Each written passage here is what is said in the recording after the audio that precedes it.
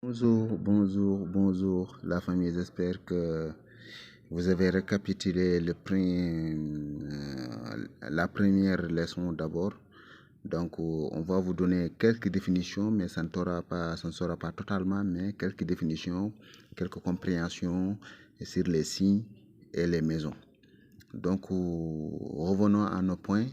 Ici, ce signe-là, c'est la première maison dans la géomancie. C'est la première maison, la première signe aussi. Donc, c'est Yunus. Donc, c'est la maison de l'âme. C'est lui qui parle sur l'âme, tout ce qui est en rapport avec l'âme. Donc, tout ce que l'âme désire, tout ce que la personne désire, ça parle sur la personne, même le consultant. Donc, c'est celui qui essaie de dire ça, c'est lui qui explique tout ce qui est en rapport avec ça. C'est lui-même aussi. Mais la signe aussi, souvent on dit que la signe aussi, ce signe-là, au moins je dis la signe, mais c'est le signe même. Donc on dit que c'est un signe de traître, donc comme on le comprend. Donc toute âme trahit. Oui, toute âme trahit. Donc cela veut dire que celui qui vit mourra un jour. Donc ça représente, c'est sa raison pour laquelle on dit que c'est un signe de traître en quelque part. Mais quand même, on ne dira pas que si c'est mauvais ou mauvais, on va revenir sur ça. Mais quand même, c'est un signe de l'âme. Donc ça parle sur l'âme. Donc ce signe-là, c'est pas le signe, mais la maison même, ça parle sur l'âme. Sa maison. Oui, c'est la première maison. Donc lui aussi, donc, il a des atouts, il a des affaires, il a ses réactions. Ces réactions de trahison, quelque part c'est bon, quelque part aussi c'est pas bon.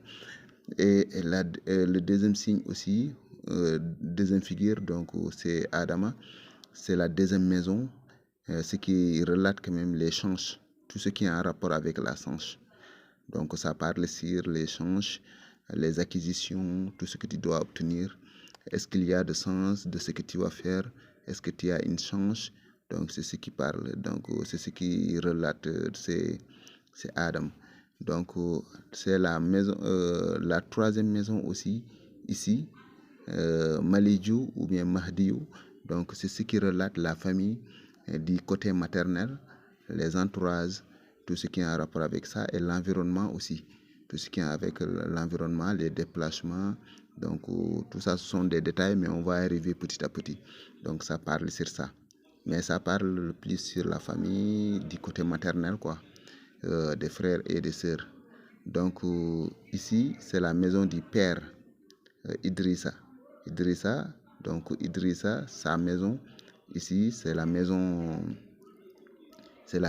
du père, du géomancien, du père, du chef, tout ce qui est du patrimoine, donc tout ce qui est en rapport avec ça, du père de famille, tout ça.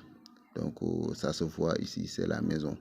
De l'obtention aussi, ce que tu veux obtenir aussi, donc ça parle sur ça, mais on va arriver aussi sur ça. Et on a ici Ibrahim Tariki, sa maison aussi, c'est la maison des relations, la maison de l'amour, la maison de confiance, donc la maison donc des affaires, donc des relations, donc de l'entourage, des collègues, tout ce qui est en rapport avec ça. Donc et la sixième maison aussi, ça parle sur c'est Inza, la sixième maison c'est la maison de Inza, donc c'est ce qui parle quand même la maison des servitudes, la maison des malades, des pertes, des acquisitions, souvent ça peut être aussi des pertes. Donc c'est la maison des douleurs, comme on a l'habitude de le dire, c'est la maison des douleurs, tout ce qui est en rapport avec ça. Est-ce que le gars va bien, est-ce qu'il ne va pas bien? Donc c'est cette maison-là qui va le dire. Et la septième maison, qui est la maison de l'Umra aussi. L'Umra parle le plus souvent sur les collaborations, sur les couples, des mariages, tout ce qui est en rapport avec ça. L'Umra parle sur ça, sa maison. Donc ça parle sur les adversaires aussi. Donc les adversités, donc tout ça, tout ce qui est en rapport avec ça, donc ça parle sur ça. Et la huitième maison aussi, c'est la maison de l'extérieur. Tout ce qui est à l'extérieur, tout ce qui est intangible, tout ce qu'on ne peut pas toucher, tout ce qui est loin de nous. Donc c'est cette maison qui le dit. Souvent même on dit que c'est la maison de la mort aussi. C'est la maison de la mort. Donc c'est ce qui parle sur ça. Donc c'est Ayoub, la 8e maison. Et la 9e maison, c'est la maison du voyage lointain, du voyage lointain. Comme la maison du 3 aussi. Le 3 aussi, c'est le voyage, mais de voyage proche, quoi. Une voyage de déplacement, mais ici, c'est une voyage lointain. Aussi, ça peut dire aussi des réalisations des choses. Ça peut parler aussi sur des marabouts. Ça peut parler aussi sur des marabouts, donc des choses religieuses. Donc, et quelqu'un qui est en cours de venir aussi, ou bien quelque chose qui est en cours de se réaliser. Donc, on peut le regarder dans cette maison 9 là. C'est la maison 9. Donc, la maison 10, c'est la maison du pouvoir, des activités sociales. Donc, tout ce qui est tes activités, donc ça parle sur ça, sur le pouvoir et tes propres entreprises aussi. Donc, aussi souvent on peut le mettre quand même en allusion avec la maison 6. La maison 6, ça parle aussi sur le travail, mais ce travail-là, tu es au service de quelqu'un. Mais la maison 10, ça te parle quand même que tu es au service de toi-même. Cela veut dire que donc c'est ton propre entreprise. Par rapport à la 6e maison, tu es au travail de quelqu'un. Mais la maison 10, ça parle sur tes propres travaux, sur tes propres activités, pouvoir, tout ce qui est en rapport avec ça. Donc les grands succès aussi, ça se traduit ici. La maison 11, c'est la maison de l'espoir. Tout ce qui est question de l'espoir, tout ce qui est question ce que tu espères avoir, ou les déceptions. Donc la maison 11 parle sur ça. La maison 12, donc ça parle sur question des obstacles, des ennemis, hein, des obstacles, donc quelque chose qui est noir, donc c'est ça. La maison 12, ça parle sur ça. La maison 13 qui est la maison de Al-Hassan, donc la maison 13, ça parle plutôt sur le dortoir, ce qu'on dit le dortoir, donc là où tu dors, c'est toi, c'est ta maison, ce que tu cherches, donc ça se voit ici, ou bien l'activité que tu es en train de dérouler, ça se voit dans cette maison.